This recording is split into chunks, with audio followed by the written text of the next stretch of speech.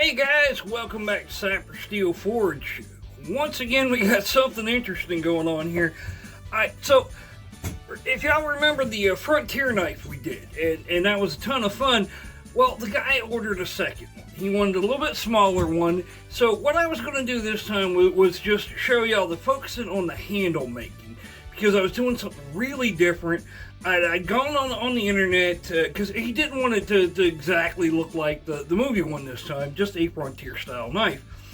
And what I found from museums was a lot of knives from that time period. The knife making skills seemed to draw from the barrel making skills. So you would have this Cooper collar, for a lack of a better word, like a brass or a copper or even iron collar around the neck of the knife, or right where the ricasso would be, that holds the handle on. Well, that's really cool. Let me see if I can try that. I've never done it before. So hey, I'm in the process of working on it. Obviously, I've gotten the knife, the blade already forged out. It's 6 inches. It's spear point, very Frontiersy. This is, I drew the shape of this right from the ones from the museum, so that's going to be, and we've got just a crepe myrtle handle. We're going very old school, probably going to whittle this a little bit. It'll be really cool. But what we've got here is a piece of copper that I've hammered out into a collar. And as I've shaved this part down, now this is not ready for fit up yet. We're just testing stuff right now. I haven't even done the heat treat.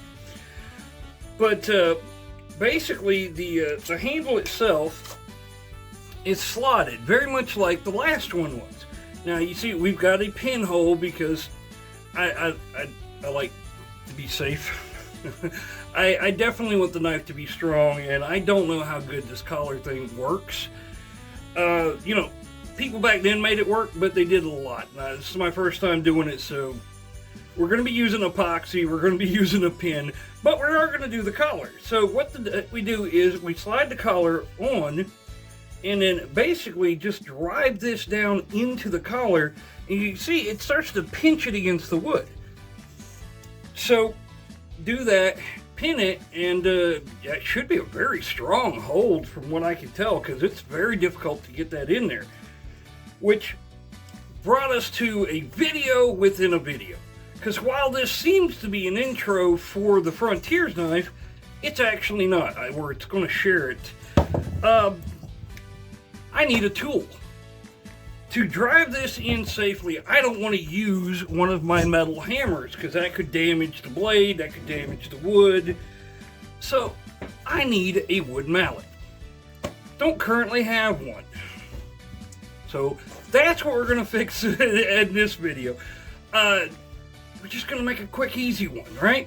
So, I've got a piece of oak. This is the same white oak. I just cut off a chunk of it. Decent size. What is that? Maybe 4 or 5 inches. Any women out there, let me know if I'm overshooting. Maybe that's only 2. What do I know? Kidding.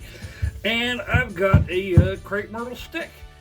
And we're just gonna make it real quick, real simple. I'm not gonna spend a lot of time on refining this, because this thing's gonna be used for hitting hot metal a lot, and it's gonna get burnt. So basically all I'm gonna do is I'll rough sand down this edge here where the saw blade left some nicks and stuff, and make sure it's kind of flat. But other than that, we're just going to stick these bad boys together and call it good.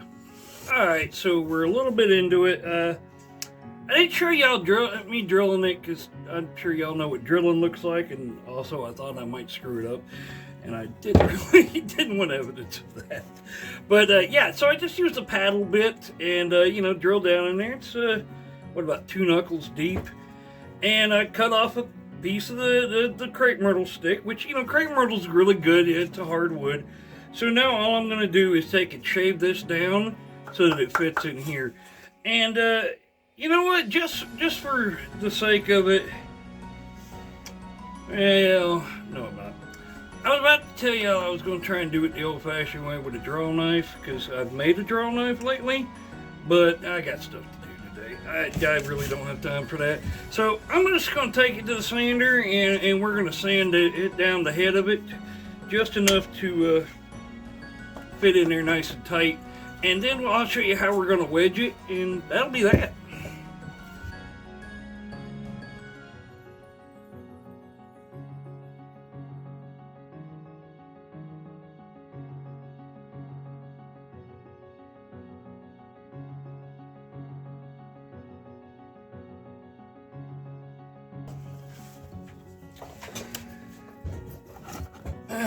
Alright, so we've thinned down the top. See, I haven't done anything with the rest of the handle, and that's fine for today. If this thing stays together, which I'm really hoping it does, then we'll work on the rest of the handle another time. But yeah, so it fits up in there real nice. So yeah, I think this is going to work out really well for me. So the next thing we need to do is take and wedge this in here, and I'll use some wood glue to hold it all together.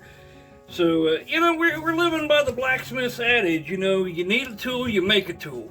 Which is why I knitted myself a brand new scroll saw, as you can see. Kidding, guys, don't sue me. Now, I'd spend a little extra money this month, but I could really use one. So we're going to use the scroll saw and, you know, cut down into it. And then we'll put the wedge inside here and then drive it into the head.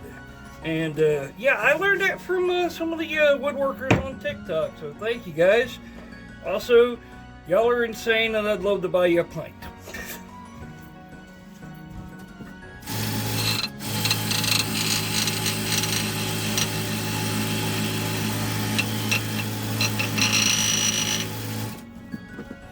Okay, yeah, so super simple. Liking this saw. Kind of an upgrade. The bandsaw we've got, the little one over there, it's been good, but it has some issues, and part of the problem is it is an antique that I got out of an estate sale for a price I couldn't beat. Got the thing for like 30 bucks, but yeah, I can't get parts for it. So at this point, there's some stuff inside that thing making it work that are not on the original specs, to say the least. But hey, it's still running, it still works, it just does not like hardwood anymore. If I put any of like the red, especially the redwood or the hickory in there, it just kicks the band right off there. It just will not stay. The wheels are kind of worn out, and like I said, I can't replace them. So. But that's fine. We got this new scroll saw, and everything in the shop has its place, and you know, we'll be working with it. If you can see behind me here, where the little jigsaw used to be is a tiny little lathe. Now, I haven't got it to a point where I know what I'm doing with it, or even how to make it work. But I'm going to be playing with it, so later in the future, once I figure it all out, we may be showing you some, you know, turning some penknife handles and stuff. That's what I bought it for. It's cheap. We'll see. But anyways, let's move on with this. Let's get us a wedge and get our mallet together. Alright, for our wedge, we just broke off a nice little thin piece of walnut that was left over from another project. It should work beautifully for this. Just kind of make sure it fits into the hole. Might need to trim that just a touch.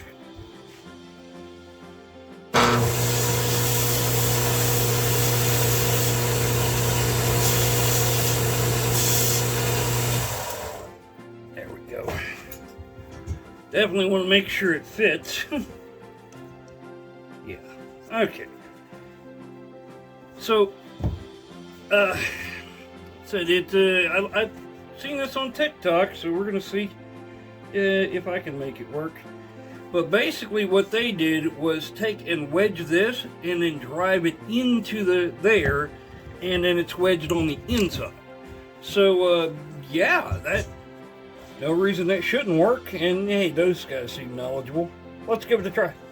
So, problem I found with the plan I had was the slot wasn't quite wide enough. I couldn't even get the wedge in there without fear of breaking it.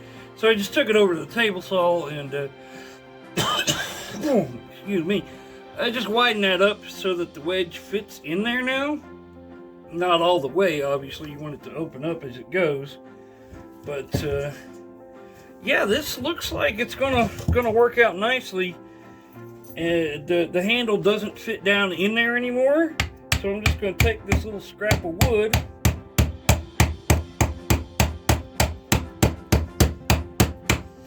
and use it as a hammer.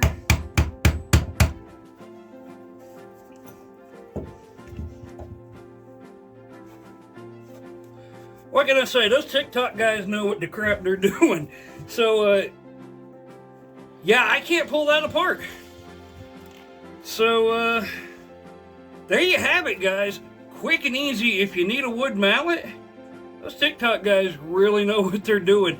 Yeah, this is going to be super helpful to me. Like I said, I'll post this up as a quick short video. Well, not like a short, but, you know, a shorter video in the process of, because now that I have this, I can keep going with this. And I think this is going to be really cool. Yeah, look at that. See, that drives it right in there without fear of breaking anything. Holy crap.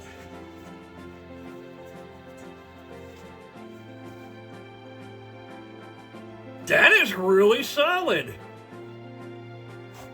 Tell you what, old-timey people know stuff, man. That's not even all the way drove in there, and yeah, I'm gonna have to hammer it back apart. This collar thing's really gonna work. I mean, I'm gonna pin it just for safety, but yeah, I don't see that coming apart under any circumstances. So this is gonna look really awesome. We'll shape the rest of the handle, and like I said, we're gonna have the collar. I'll trim up this little bit here, make sure nobody's getting cut. But yeah, so we're gonna move on with this. Like I said, I need to do the heat treat, and we'll work on the handle itself. So anyways, like I said, this will be the short video for the mallet. And then we're going to get back to doing that. So thank you guys for watching the mallet video. This was fun and instructive. So I just, you know, followed what they did, and holy crap, it worked. And if it can work for me, and believe me, woodworking is not my forte, it can work for you too. So thanks so much, guys, and we'll see you the next time.